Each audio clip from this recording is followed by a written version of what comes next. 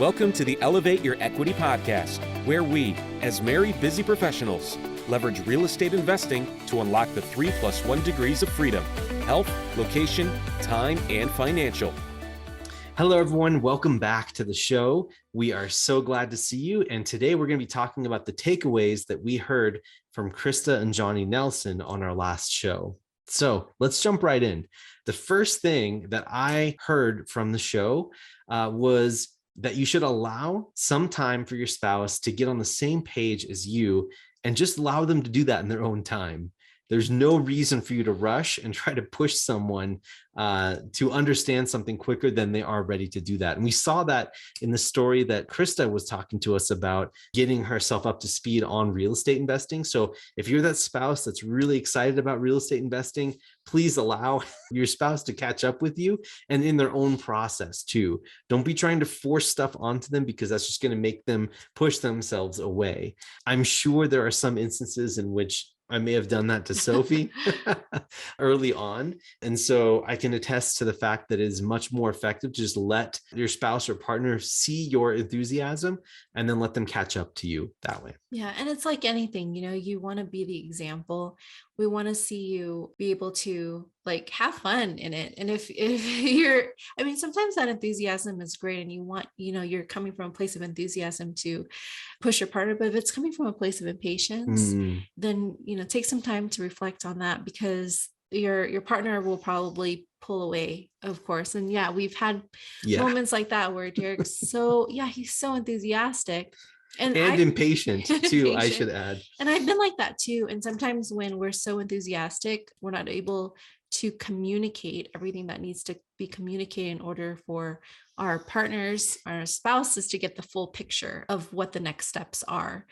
Yeah, what ends up happening is the spouse ends up overshadowing the message. And that's not what you want, right? You don't want the personality to overtake the whole point of the thing, right? And so please, have some patience and allow some time, allow your spouse or your partner to work it through their own journey, as long as you're genuine. Yeah. And then keeping in mind also that everyone has such different learning styles, that sometimes the reason why, for example, Derek is a huge spreadsheet guy. He has the engineer, analytical brain, very logical. And sometimes, in order to get your spouse on the same page is to not to show the spreadsheets, because that's a big turnoff for me, but it's just to show the vision. Right. And so tap into those different access points of what it is that's going to make your spouse excited about what you're doing. Because really, at the end of the day, if you are excited, your spouse will be too, but they need to be able to see the whole picture and the vision clearly before hopping on board. Yeah, I think that's very well said. And actually is a perfect segue into the second point that we had here. That second point is that sometimes the way in which spouses work together, it may be unclear initially, but in time, an obvious and very, very clear and transparent route will start emerging, right? And so you just have to trust that will happen, okay? For us, I think, a very real example of that happening was when we were starting out. I had started to vent some frustrations on a multifamily that we had purchased. And Sophie had helped guide me through the process of hey, this is a learning opportunity. This is time for you to do this. Let me help you with this thing. And up until that point, she really wasn't involved too much, even though she was wanting to be, right? She really wanted it to.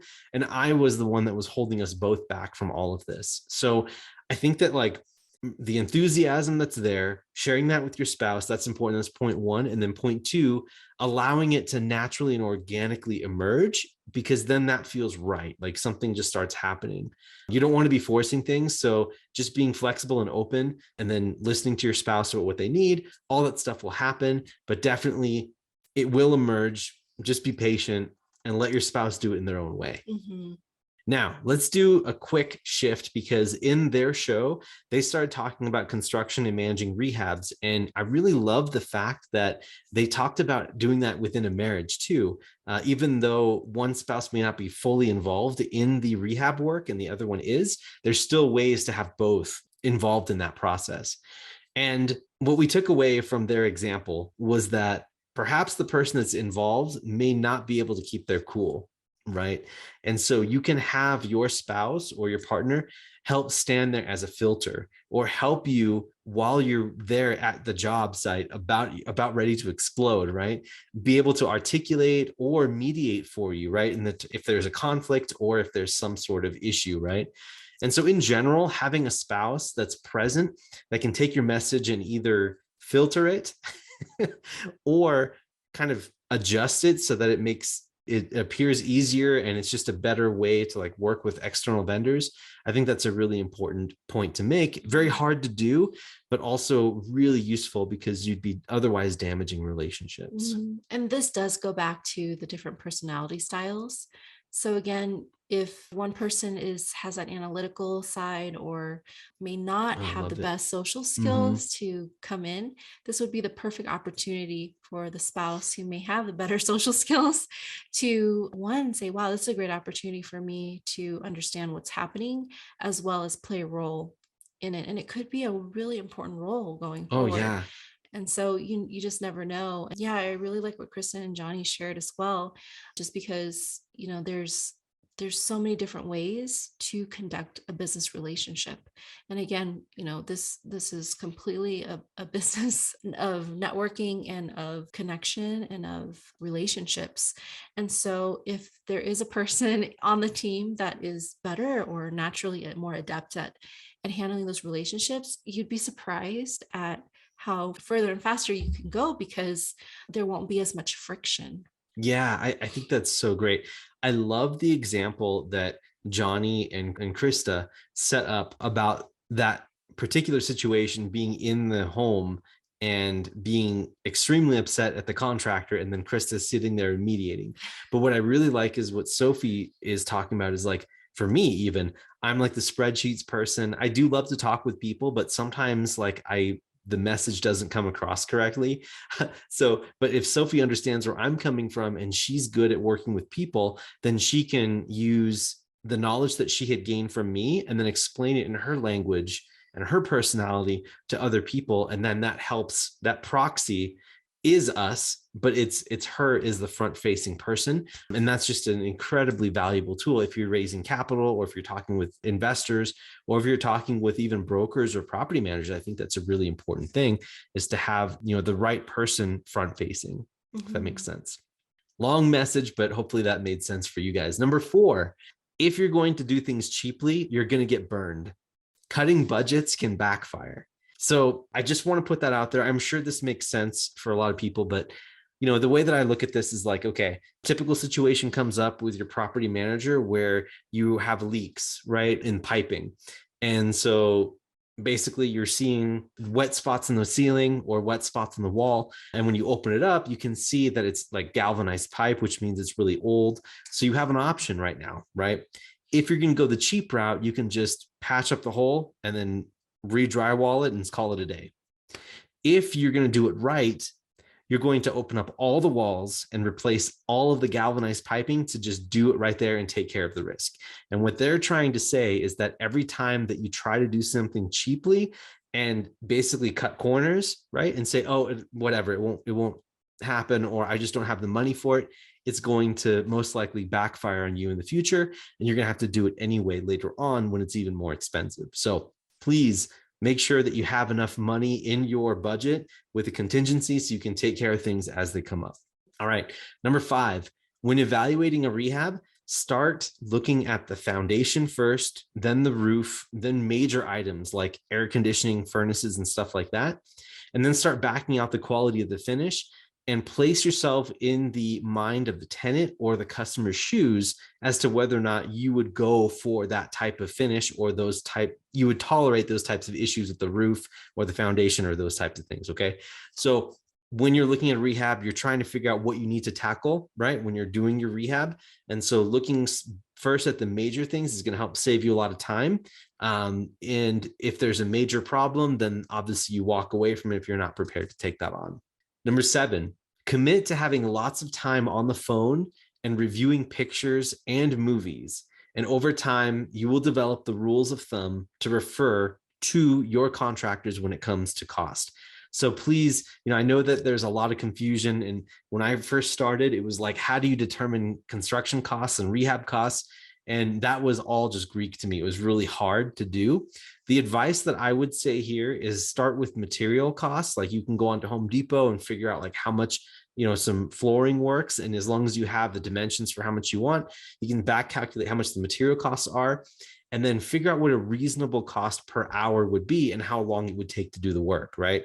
So replacing a toilet, just intuitively, if you're going to replace the entire toilet, I think it's like what, $250 for the material, $300. And then you're going to have to hire a guy for maybe 3 hours, 4 hours, and you pay him what, $50 an hour, $30 an hour. It depends on what part of the country you're in. And so you just tally up those costs and try to do the best that you can to benchmark that. And over time, you'll start getting experience and adding to your mentality to know, oh, that's too much time. That's too little of a material cost. It'll just happen over time organically. So just trust us with that. All right. Next to last lesson here. Be transparent with the contractor upfront that lots of communication will be needed. Contractor management is so difficult because it's this weird relationship where it is symbiotic in a way, but as soon as someone gets their feelings hurt, things can go wrong, right? And so there's different incentives. Contractor wants to get paid, right? The owner or operator, they want to get the work done for the cheapest amount of money and also get it done quicker. So you can see how there's like kind of this conflict of interest. So you just have to navigate that well. And that's where having your spouse on board can help with the communication. But either way, whenever you hire a contractor, make sure that the communication is there and that they expect to be spoken to quite a lot. Last point I wanted to make that I took away from Christa and Johnny is get away from the mindset of doing everything yourself. And more specifically, they were talking about, do you remember when we were at the house in California where we were doing all the flooring, we were doing all the paint, we were doing all of that work? They highly recommend that you get away from the mindset of doing everything yourself. It's very tempting to do that. But honestly, if you have to do that to make the numbers work, you're probably too lean. It probably will not work. And I remember us going into the house and actually almost getting hurt a few times when we were at that house. I fell down the stairs at one point. Well, yeah, exactly. That's such an important lesson because in the beginning, and I would say that you want to get experience of understanding how certain things work. I think we took it a little bit too far. We used YouTube University, learned how to do everything ourselves. We ripped up carpets. We learned how to use a wood saw, lay flooring, paint. I think this, what was it, 25-foot tall ceilings. I think at the end of the day, like I said, it could be worth it to do it one time to just learn, to get the experience so that it gives you an idea of how much things cost, how much time it'll take, so that when you do delegate it to a contractor, that you have a really good understanding and you could speak the language. But going forward, it was really important for us to think about how valuable our time was, because we were actually working all day and then doing the rehabs either before work or after work. And it was really, really hard on our relationship at the time, just because, we were so tired. And when things came up, it just took so much energy to figure it out versus just to say, hey, let's call somebody to help us figure it out together. Yeah, that mindset we learned, it may seem like you're saving money, but it can actually cost you money in the long term. So developing the mindset of entrusting others and not doing everything yourself, because you will get burnt out like we did. You will get burnt out, and you may also get to a point where you're doing something unsafe, right? And now you're entering into this realm of like, now it's really not worth it to do it yourself, because you're not spending extra money to hire someone, but maybe you don't have the tools, maybe you don't have the experience, and so you're doing rework. It's something to consider well.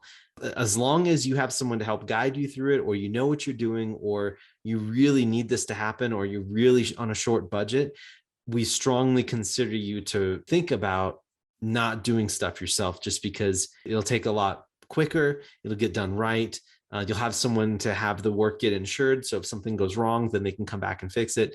Just too many things all the way around that will work out well for you if you don't do it yourself. So that's what I just wanted to say there on that. Cool. Well, those are some of the main points I wanted to take away from the show with Johnny and Christa.